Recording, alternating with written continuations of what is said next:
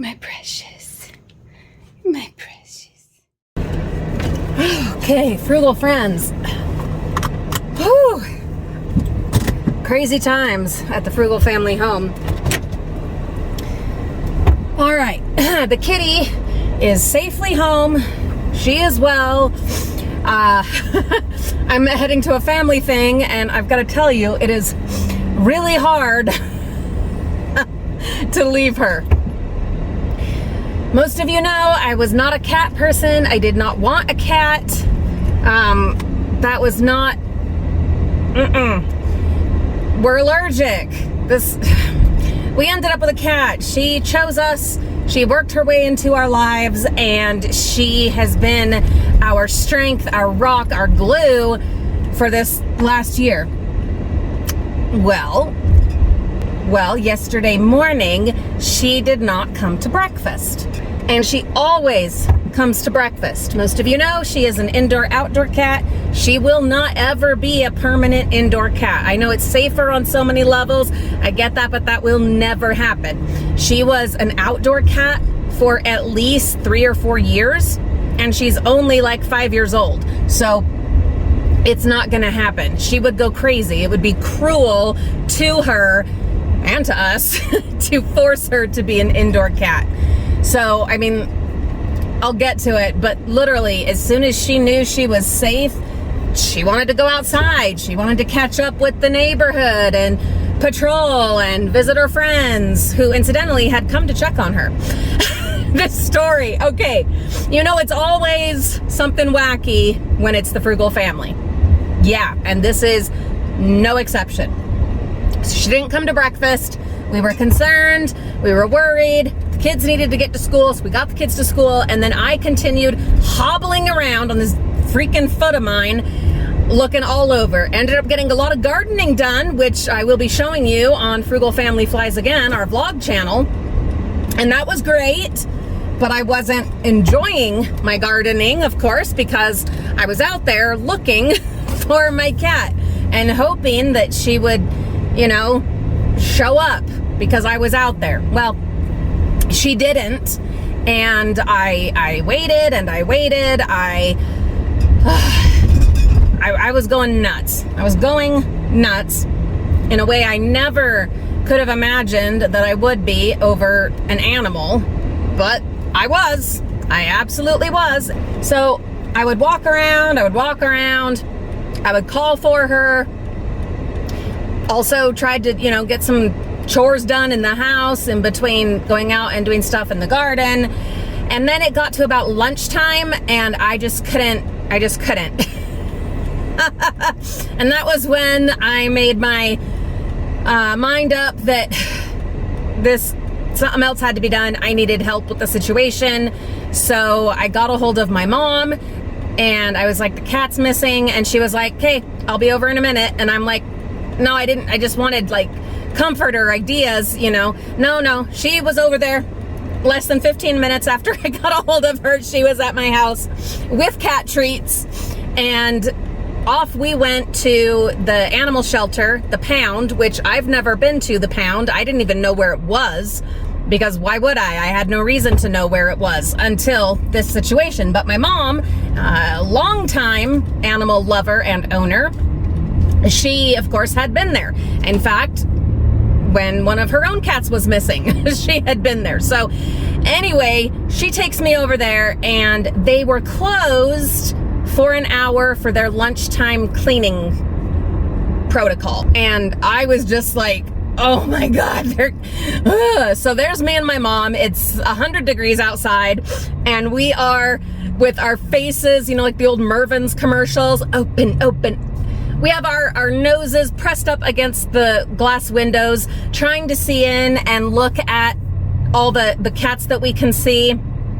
It was, that's love, desperation, I don't know. So we're looking like, oh, maybe that one kind of looks like her. Oh, that one, this one, whatever. Then we were like, this is ridiculous. And my foot was like giving out.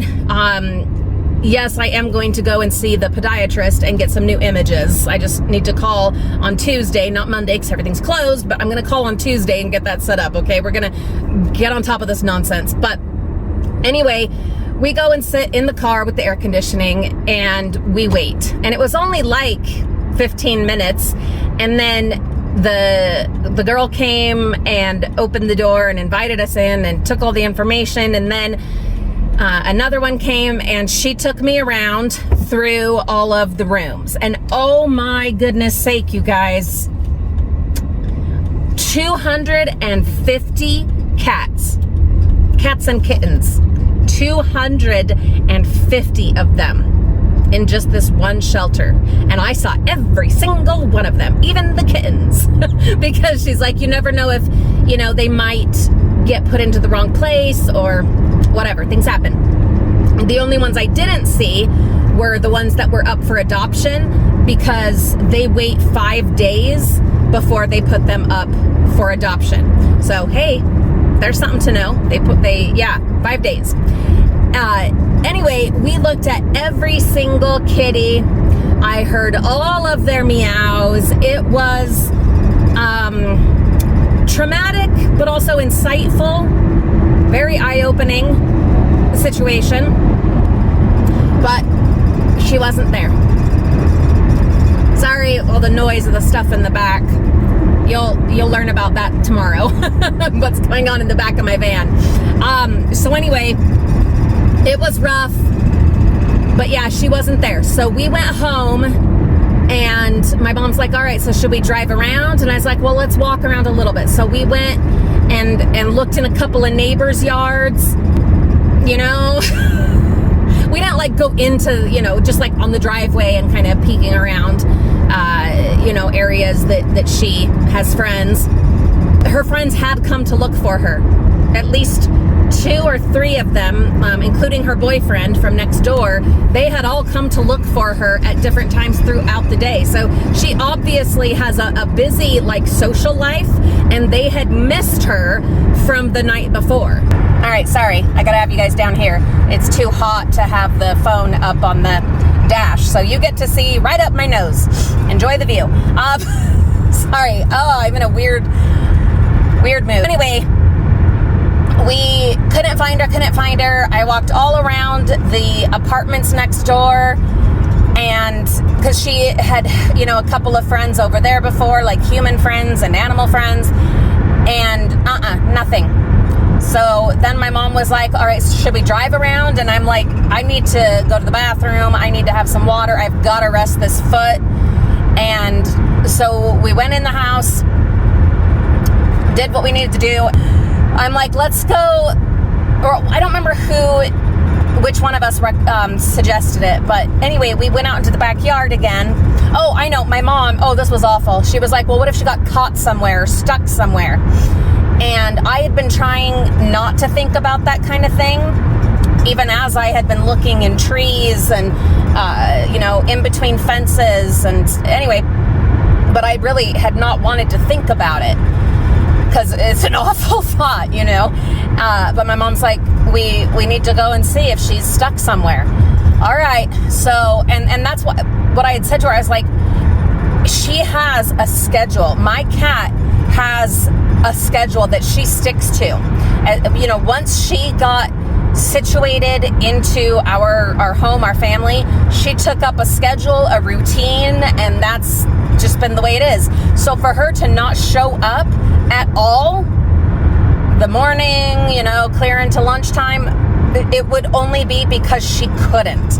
And I had thought maybe one of the neighbors had taken her in because she's, a friendly cat.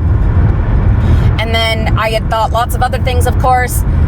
But yeah, I agreed. The only reason she's not here is because she can't be. So we go out into the backyard. We look into all kinds of places, several that I had already looked, but we're digging. We're looking all through the lightning tree because her and her boyfriend like to play around up there. And we go out across the back lawn and out into the Wonderland garden. And it was my first time in the Wonderland garden, months since early spring. And oh God, it's a disaster out there. So we're out there looking around, and I call to her, and I thought I heard, I think my ears are playing tricks on me, but I heard like a little meow. And then I called to her again, and I heard this little meow. But you know how it is when you're not sure if you're just wanting to hear something. And the neighbor had music going, and so I wasn't sure, and we had looked, and my mom's like, she's not out here, and I'm like, I know, I'm already out here in the garden, so I might as well, take stock of it while I'm out here and see, things that need to be done. And so I circled around the other side of the garden, and next to the garden on that side is the neighbor's shop. It's like this big, huge building that it's like a garage, like a car shop thing. Anyway, and as I'm walking by there, I'm like, whatever, I'm just going to call to her again. And for no good reason, really. And I was just like, Kitty. And all of a sudden, oh my God, meow, meow, meow, meow, meow, meow, meow. I'm like, what? What? Kitty! Meow, meow, meow. Kitty! Meow, meow, meow. And so my mom's like, is that her? I'm like, that's her. And yet in the back of my mind, I was like, I had this horrible fear that it was some other cat, and not my kitty. And so we climbed over the fence, and, my little squished fence that we, have up until we put up a real fence. And we go over to the door, and I'm like, Kitty, and she's just meow, meow, meow, meow. Oh my gosh, how in the world did you get in there, Kitty? No, I do not know how she got in there. Our best guess is a skylight. Well, of course the door was locked, and it's at least 100 degrees Fahrenheit by this time. And I'm like, my kitty is going to bake in there. What am I going to do? And one of the neighbors, who is part of the family that owns the apartments on the other side of us. We live in a house, and there's apartments on both sides of us. Well, on the one side, the side where Kitty was at, is owned by a family. And one of the family members was out. He was the one he was out working on his car. And incidentally, the one had the music playing. And so I went over, I'm like, is there any way, do you know who would have the keys? Blah, blah, blah. And he's like, it's, so-and-so. And so-and-so is one that we've had problems with in the past. And I'm like, oh my God, I'm the last person that they're going to want to help. And he's like, who cares? Let's go. And so he went over and got the husband to come out. He happened to be home in the middle of the day, and he had the key. So he comes over, he opens the door, and Kitty just jumps out the door, and I grab her up, and she is just like freaking out. She's clawing at me, scratching at me, almost bit me, and is just meow, meow, meow. And she, obviously traumatized, scared. I am bawling out of my mind, but also hugging these neighbors and just thanking them. And then we get in the house, and Kitty, she just like wanted to jump out of my arms. And then even when we got her in the house, she was like trying to get to go outside. And I'm like, what is wrong with you? I later realized it was because she had been inside and hadn't been able to do her patrols, and be up with what's going on in her territory, her neighborhood. For whatever reason, that was more important to her even than water and food, was to see what in the heck is going on in her neighborhood, while she's been, incapacitated. So I just wanted her to eat and drink. Mostly I wanted her to drink some water, but she wouldn't do it.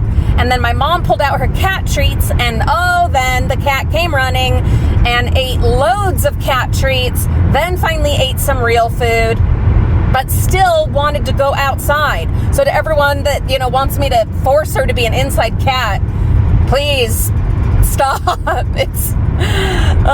It's not going to happen. Although she didn't go anywhere last night. She was not going anywhere. She stayed in the house. She stayed in the house. Anyway, eventually, yes, she had water. We put her on a leash so that the kids could take her outside. She came outside with us last night as I watered the plants, as we normally do, and stayed the night inside with us. And God, just... Whew. It was unreal. Anyway, all is well for now. I'm almost to my thing, so I gotta let you guys go. But there is the story. Thank you for the love and the support. We'll see you soon.